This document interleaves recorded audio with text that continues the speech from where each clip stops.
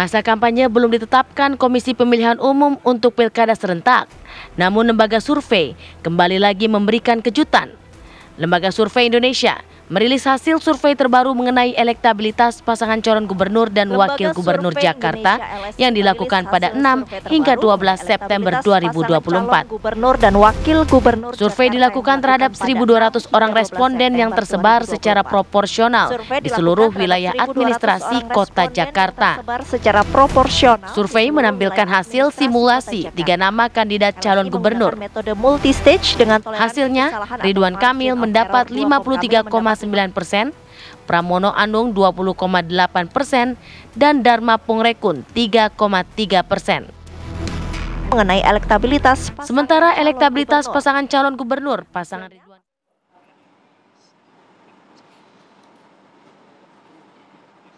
Ya, itulah kemudian kejutan yang ditampilkan oleh LSI ya dari hasil surveinya yang menampilkan ada sejumlah hasil survei yang kemudian menempatkan seorang pendatang Ridwan Kamil menjadi justru yang paling unggul nih di Jakarta kabarnya. Nah, untuk membahas mengenai hal tersebut pemirsa, bagaimana juga respon dari para juru bicara pasangan calon ini, kita akan membahasnya di Apa Kabar Indonesia Pagi pada hari ini. Sudah hadir di studio ada Mas Jayadi Hanan dari Lembaga Survei Indonesia. Selamat pagi. Selamat pagi. Pagi. Lalu kemudian ada Mas Ahmad Fathul Bari selaku juru bicara dari Ridwan Kamil dan juga Suswono. Selamat pagi, Mas Bari.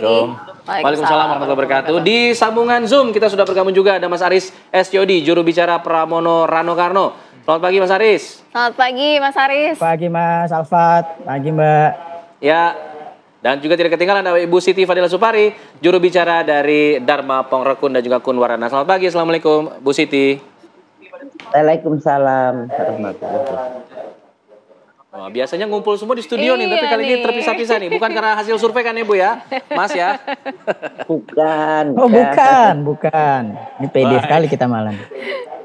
Baik, sekarang kita akan coba lihat dulu pemirsa bagaimana hasil survei dari Lembaga Survei Indonesia atau LSI mengenai elektabilitas dari 3 pasangan calon untuk Pilkada Jakarta ini. Nah, ini adalah survei elektabilitasnya. Sejauh ini Ridwan Kamil meraih elektabilitas tertinggi 51,8%, sementara Pramono Anung Rano Karno 28,4% dan Dharma Pongrekun Kunwarana dengan 3,2%. Ada persentase yang tidak ikut memilih 3,9% dan juga ada yang menjawab tidak tahu atau tidak menjawab ini 12,8%. Jumlahnya masih cukup besar juga untuk yang tidak tahu dan juga tidak ikut memilih. Nah, selain itu juga pertanyaan selanjutnya ya, mungkin ada pengaruh-pengaruh dari para pemilihnya Anies Baswedan. Nah, kita saksikan ya informasinya nih, kita lihat. Ya. Jadi berdasarkan juga dengan apa yang sudah disurvei, ada eksperimen efek dukungan Anies terhadap juga elektabilitas paslon yang sudah disurvei pada saat ini. Ya, bagaimana kemudian nanti ketika para responden ini ditanya mengenai Anda sebagai pemilih Anies memilih ke siapa, begitu mungkin ya Mas Jayadi ya? Semuanya ditanya. Oke, semua ditanya. Oke. Kita akan dalami mengenai hal ini pemirsa. Temuan dari LSI yang awal dulu tadi kita bahas, 51,8%, kejutan, dianggapnya seperti itu. Seorang pendatang yang awalnya kemudian rame ditolak di mana-mana, tapi kemudian hasil surveinya tinggi Mas Jayadi. Apa faktor yang menyebabkan itu? Ya kalau disebut kejutan, ya boleh disebut kejutan, tapi boleh juga enggak kan? Karena Pak Ridwan Kamil sudah bersosialisasi di Jakarta udah cukup lama kan. Dan kalau dari hasil-hasil jajak pendapat atau survei sebelumnya, terutama pasca Pileg Pilpres, itu kan memang selalu ada 3 nama yang bertengger di atas, Anies, Ahok, dan Ridwan Kamil.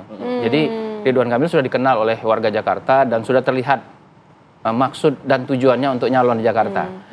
Nah, karena tidak ada Anies, tidak ada Ahok, wajar kalau kemudian kemudian beliau yang leading ya. Dan memang itu hasil simulasi di survei-survei sebelumnya. Nah, jadi sebetulnya ini sudah diperkirakan bahwa karena Ridwan Kamil sudah bersosialisasi, dia sudah punya Ridwan Kamil itu walaupun dia dari Jakarta, tapi dia punya basis pendukung yang cukup solid juga di Jakarta. Sorry, di Jawa Barat. Tapi dia punya juga basis pendukung yang cukup solid ya. Kalau kita bagi itu pendukung solid Anies itu sekitar 35-45 atau 35-40. Kemudian Ahok sekitar 20-25%. Ridwan Kamil itu sekitar 10-15%. Jadi dia sudah punya basis, sudah punya modal lah. Sudah punya modal di Jakarta. Nah, yang menarik kemudian adalah karena basis Ridwan Kamil itu tadinya yang kuat sekitar 10-15, dia dapat 51,2% dari mana? Gitu. 52% itu dari mana gitu? Antara lain dari pemilih Anies Baswedan.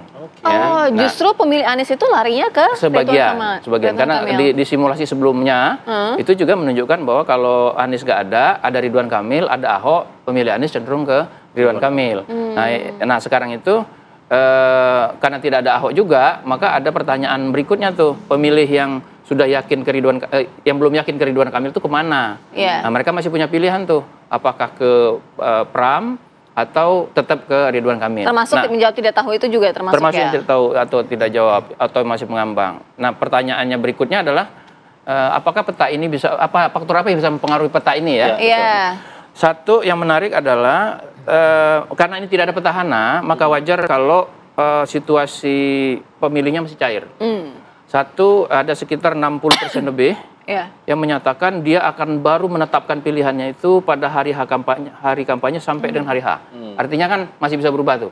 Yang udah yakin betul dengan pilihannya sekitar 35%. Yang kedua, kalau kita cek seberapa yakin dia dengan pilihannya yang ada sekarang, artinya pemilih kuat, pemilih lemahnya itu, pemilih lemahnya masih sekitar 35%. Rata-rata.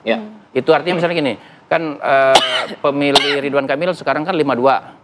Nah, 35% dari 52% itu sudah loyal, sudah pasti. Belum. Oh, belum justru. Belum loyal. Artinya yang sudah loyal sama RK itu baru sekitar 32%. Karena 35% dari 52 kan sekitar 20%. Jadi itu artinya Ridwan Kamil perlu memastikan, mensolidkan itu. Nah, di sisi lain ada faktor berikutnya yang bisa berpengaruh. Ternyata keunggulan Ridwan Kamil itu antara lain karena orang belum begitu kenal sama Pram. Ya, Mas Pram itu baru dikenal sekitar 45%. Nanti kalau dia pengenalannya sampai 100%, itu bisa berubah lagi. Bisa juga berubah. Berarti kampanye berpengaruh dong kampanye sangat berpengaruh, bisa gitu. Nah, yang faktor yang berikutnya bisa mengubah adalah sikap Anies gimana. Itu yang kita cek di eksperimen itu. Sikap Anies itu bisa 3 kemungkinan ya. Netral, dukung RK Suswono, atau dukung Pram Rano. Itu yang menarik. Satu-satu dulu ya. Jangan simpen nih buat segmen selanjutnya itu yang untuk Anies tadi. Saya ingin ke Mas Bari dulu. Mas Bari, melihat hasil ini tadi dikatakan 35% dari 52 tadi itu masih belum yakin. Nah, apakah ini kalau melihat apa yang disurvei oleh LSI ini memang sudah yang diprediksi atau sebuah kejutan? Nah, bagaimana untuk bisa meyakinkan yang 30% tadi? Yang pertama kita apresiasi ya segala bentuk survei. Yang jelas kan survei ini bagus sekali kita untuk jadi alat ukur kalau buat paslon ini untuk karena hasilnya bagus, makanya belum bagus kali. Dan juga buat media bagus juga karena jadi pembahasan talk show kan. Jadi kita apresiasi. Dan yang jelas ya kita bersyukur juga kalau memang angkanya cukup baik.